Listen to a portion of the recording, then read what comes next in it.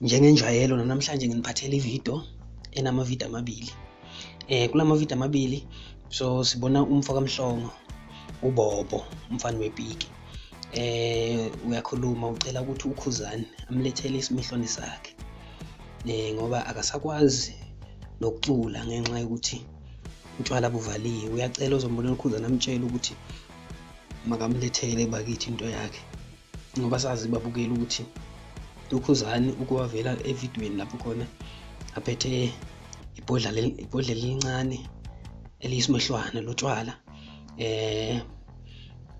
asho ukuthi ulithole ngale emamayikini azoqedela umsebenzi wakhe. So ngicela uyibukele wena ividiyo uyithokozele bese uyakhomenta ukuthi wena uthini umbono wakho. Sengithole nasi simehlane ngale kuma mic. Bafowethu kuthiwa kade ukhona omunye umculi thizeni. Ngeke umculo lahlele isimehlane bafowethu kunenhliziyo enhle ngiyatholiselana. Nasi simehlane nganza kwethu. Bafowethu isimehlane. Othola kimi ke bafowethu umnikazi wesimehlane. Bathi double black, ukuthi double black bamba. Simi kanje bafowethu lento.